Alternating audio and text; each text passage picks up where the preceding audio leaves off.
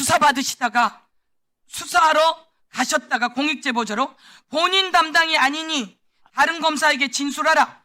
김건희 개입 가능성 이것을 진술했더니 본인 담당이 아닌 이 다른 검사에게 진술해라. 이런 얘기 검사로부터 들은 적 있습니까? 네, 있습니다. 검사가 어떻게 그런 얘기를 하죠? 서영교 위원님께 제 질의 시간을 다 드리겠습니다. 활용해서 하십시오. 이 내용을 만천하에 이야기해 주십시오. 윤석열과 김건희가 공천에 개입했습니다. 그리고 여론조사를 대납하고 그리고 당선 무효형에 해당되는 이 내용을 국정감사에서 진술하고 수사를 하면서 공익제보를 했는데 제보를 하니까 본인 담당이 아니니 다른 검사에게 진술해라?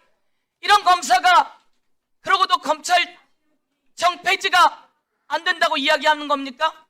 신용환 우리 부위원장님께는 묻습니다. 윤석열 김건희 부부가 대통령 당선되기 전인 후보 시절에도 공천에 개입했다. 이런 내용을 계속 다 진술하셨죠?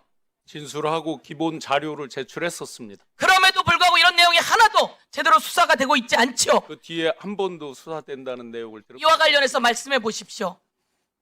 당시에 하시고 그다음에 강혜경 참고인 얘기해 주시면 되겠습니다. 대선 당시 같이 대선 당일날 치러졌던 종로 재보궐 선거가 있습니다. 그때 종로 재보궐 공천을 할 때 당시에 원희룡 전 국토부 장관이 종로 공천을 희망을 했었고요. 저는 원희룡 전 장관이 정책총괄 본부장을 했고 저는 정책총괄 지원실장을 하고 있었습니다.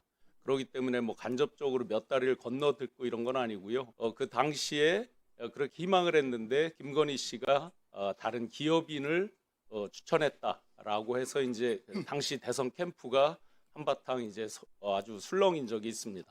맞습니다. 그러면서 그런 식으로 해서 그게 알려지면 크게 문제가 된다라고 하면서 이제 다르게 해서 나중에 감사원장이었던 최재형 씨가 공천을 받은 것으로 당시 알고 있습니다. 그래서 그 내용에 대해서 제가 알고 있는 것도 제가 가지고 있던 자료를 제출을 한 적이 있는데 그 뒤로 단 한 번도 그에 대한 말씀은 들은 적이 없습니다. 맞습니다. 이 내용을 얼마나 무서운 내용입니까? 살아있는 윤석열, 김건희 그 살아있는 실세들에 대한 내용을 제보를 했으면 검사가 이것을 받아서 수사를 해야죠. 근데 무마시킨 거예요. 그리고 검찰청 폐지가 이걸 운운하는 게 검찰청 폐지 그래서 폐지되는 거 아닙니까?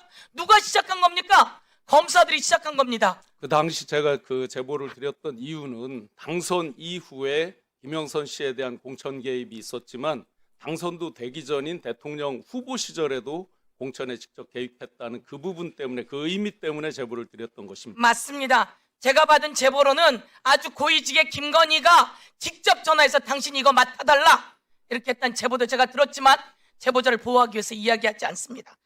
우리 강혜경 참고인께서 본인 담당이 아닌 다른 검사에게 진술해라. 검사가 이렇게 하면 되겠습니까? 이러고도 검사가 수사를 안 하면 국민을 위해서 어렵다고요? 말도 안 되는 소리입니다. 이에 대해서 증언해 주세요.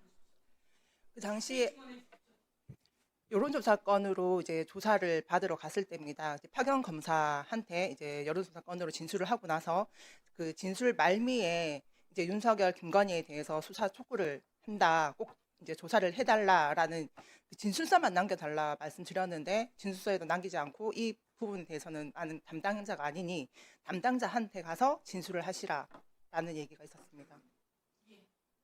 감사합니다. 그동안 너무 마음고생